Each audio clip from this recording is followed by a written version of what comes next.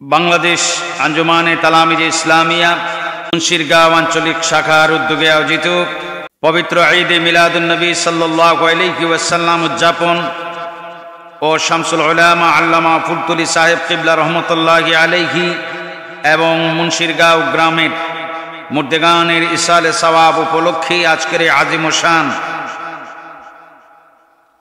10ম বার্ষিক ওয়াজ মাহফিলের নেহায়েত কাবিল এহতরাম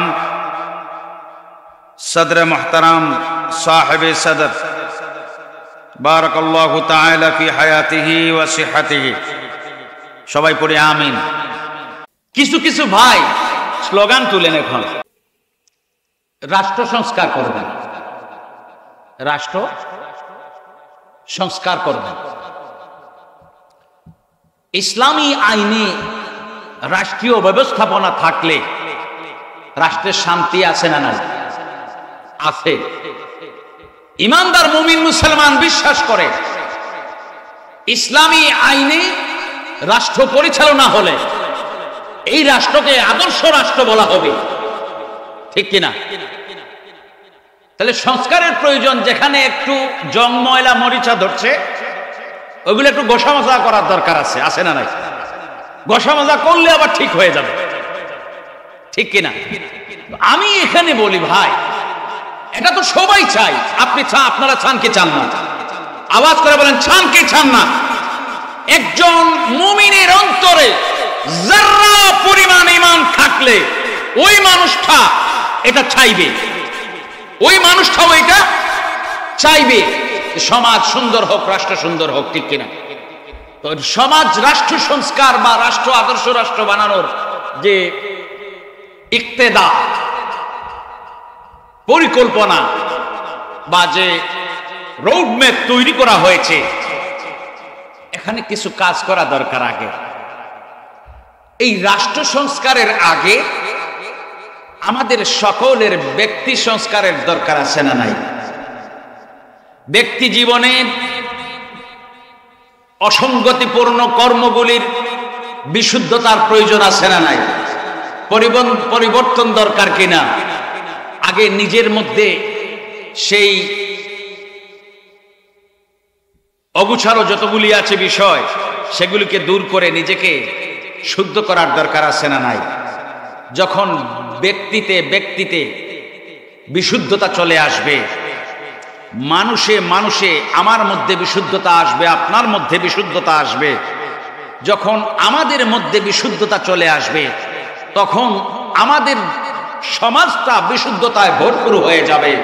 সমাজ যখন বিশুদ্ধ হয়ে যাবে, তখন রাষ্ট্রটাও বিশুদ্ধ হয়ে যাবে। কথা বলেন, ঠিক কিনা? দুই ভাবে চিন্তা করা যায়। একটা হলো আমাদের চিন্তা হলো ব্যক্তি সংশোধনের প্রয়োজন, সেটা আগে না পরে। আগে আওয়াজ করে না, আগে না পরে, আগে আগে ব্যক্তি সংশোধন। আপনি কি দিয়ে সংশোধন করবেন? কি দিয়ে করা যায়? এই মাহফিল করছেন, সংশোধনের মাহফিল, কি দিয়ে করা যায়?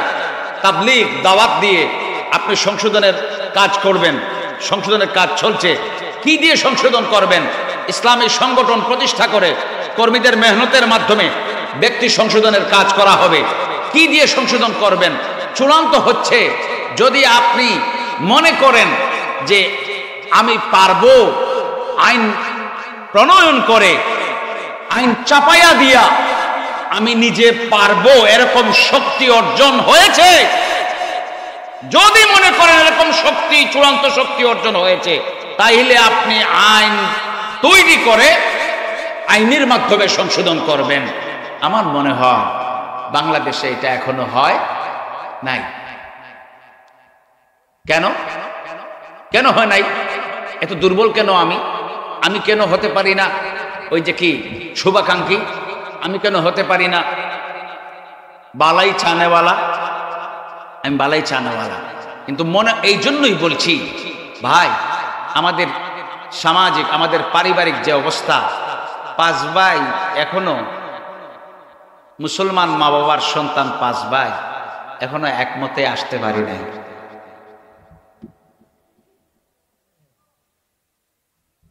কথা বলেন, ঠিক কিনা?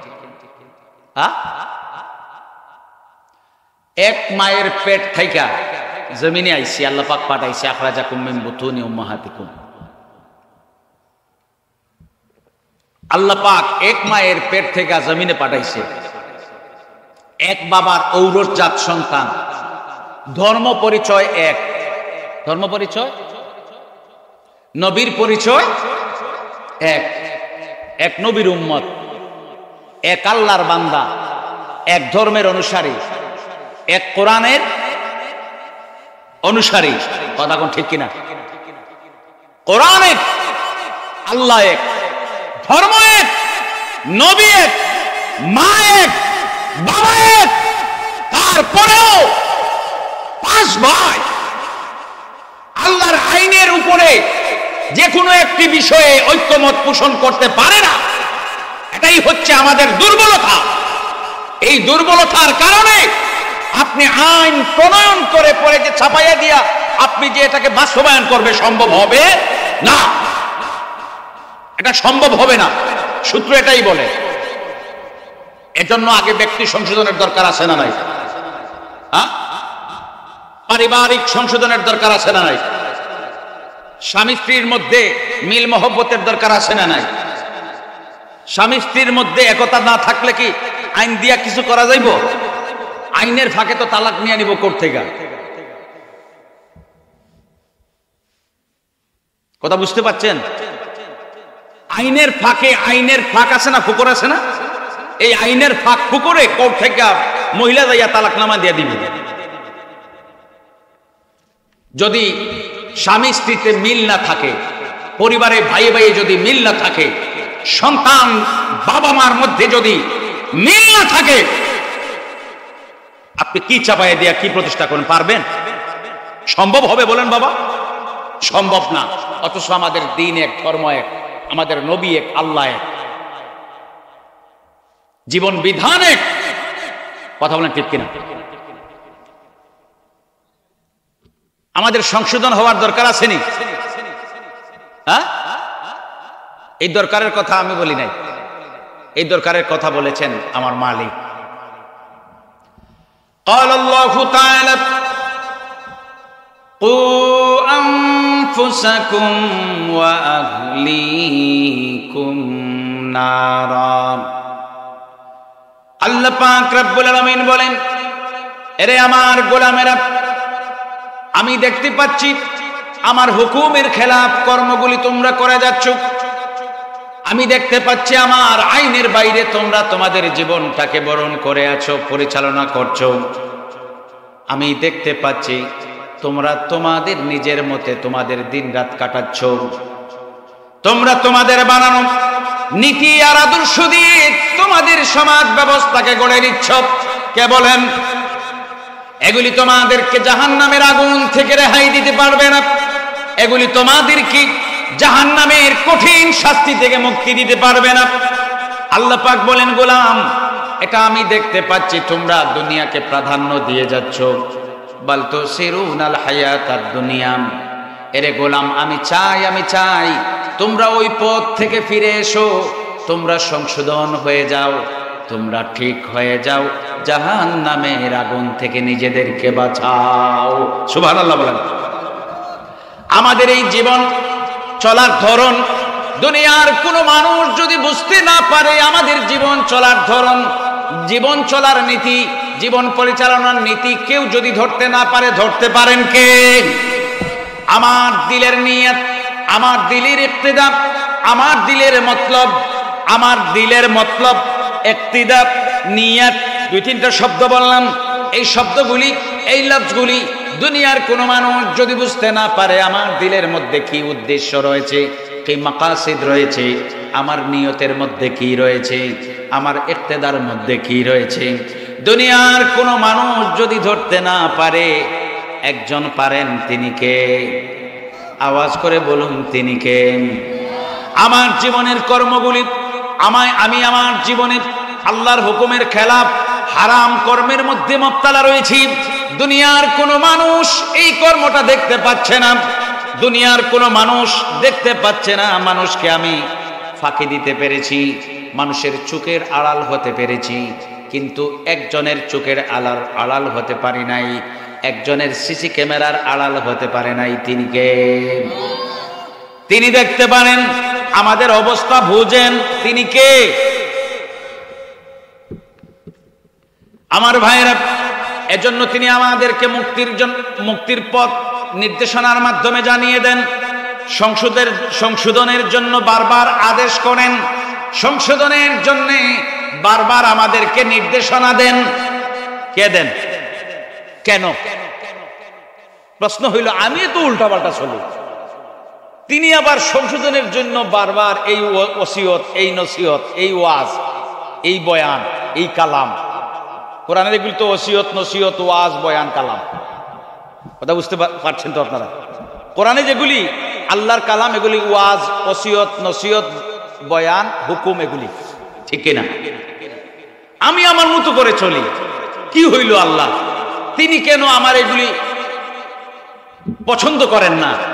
তিনি আবার চান আমি যেন ফিরে আসি, আমি যেন ঠিক হয়ে যাই, আমি যেন সংশোধিত হই, আমি যেন ফিরে আসি জান্নাতের পথে, আমি যেন প্রকৃত গোলাম হিসাবে স্বীকৃতি পাই, নবীর উম্মত হিসাবে গ্রহণযোগ্যতা পাই।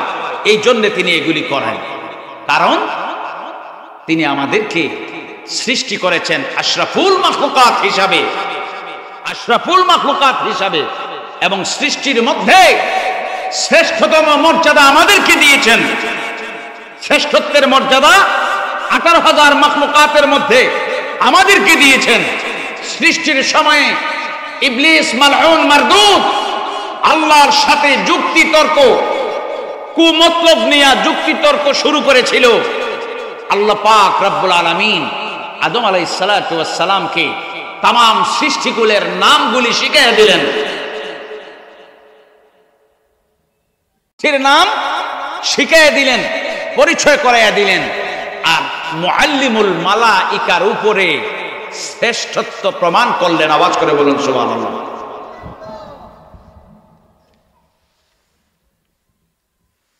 तमाम সৃষ্টি জগতের নাম আদম আলাইহিস সালাতু ওয়াস সালামকে শিখিয়ে দিলেন। রব্বুল আলামিন ফেরেশতাদেরকে বলেছিলেন আদমকে সিজদা করো, তারা সম্মানিত, সম্মান জানাও। উসজুদু লি আদম, আদমকে সিজদা করো মানে সম্মান জানাও। সবাই সিজদা করলো। ফাসাজাদু ইল্লা ইবলিস, ইল্লা ইবলিস, সেটা ইবলিস ছিল না, সেটা ছিল মুআল্লিমুল মালাইকা। কথা বলেন ঠিক কিনা? সে পণ্ডিতি করেছে, ওই মুআল্লিমুল মালাইকা তার বাহাদুরি জাহির করেছে আল্লাহর সামনে। অন্তরে অহংকার নামক মারাত্মক ব্যাধি লালন করেছে, যে অহংকার তাকে পুড়িয়ে পুড়িয়ে ছাই করে দিয়েছে। আল্লাহ পাক রব্বুল আলামিন আদমকে সম্মানিত করেছেন, এটা প্রমাণ করবেন। আদম আলাইহিস সালাতু ওয়াস সালামকে সব কিছুর নাম পরিচয় শিখিয়ে দিলেন। ফেরেশতাকে বললেন, ইবলিসকে বললেন, তুমি কও এই সৃষ্টির নাম কি, ওই সৃষ্টির নাম কি? তখন ইবলিস মুআল্লিমুল মালাইকা ছিল, সে বলে আমি জানি না, আমি জানি না। আল্লাহ পাক আদম আলাইহিস সালাতু ওয়াস সালামকে নামগুলি শিখিয়ে দিলেন। এবার বললেন, আদম তুমি বলো কোনটার নাম কি? আদম আলাইহিস সালাম বলেন, এটার নাম গাছ, এটার নাম মাছ, এটার নাম আসমান, এটার নাম জমিন, এটার নাম সূর্য, এটার নাম চন্দ্র, এটার নাম পাহাড়, এটার নাম পর্বত, এটার নাম সাগর। এক এক করে আদম আলাইহিস সালাতু ওয়াস সালাম সবগুলির নাম বলে দিলেন। আমার ভাইরা, আদম আলাইহিস সালাতু ওয়াস সালামের শ্রেষ্ঠত্ব প্রমাণ করেছেন কে?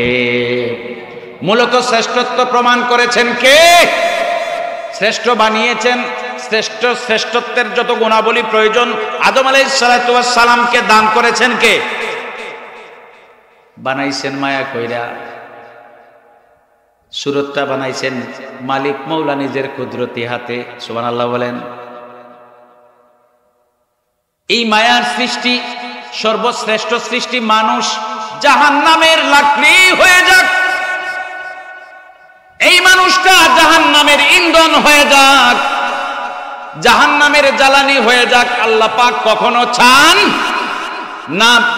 রব্বুল আলামিন এই মানুষকে জান্নাতি, মানুষ জান্নাতি হয়ে যাক, বান্দা বেহেশতের লায়েক হয়ে যাক, এই জন্যে তার সংশোধনের নিমিত্তে সংশোধনের জন্য কোরআনুল কারীমের মধ্যে আয়াতের পর আয়াত নাজিল করেছেন। সুবহানাল্লাহ।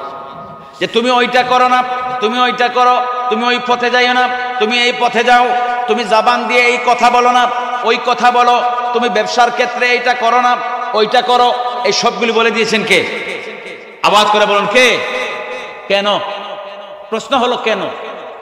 এত বলেন, এত দরদি, এত ওসিয়ত, এত নসিহত, এত ফরমাইশ, এত উপদেশ, এত আদেশ দেন কেন?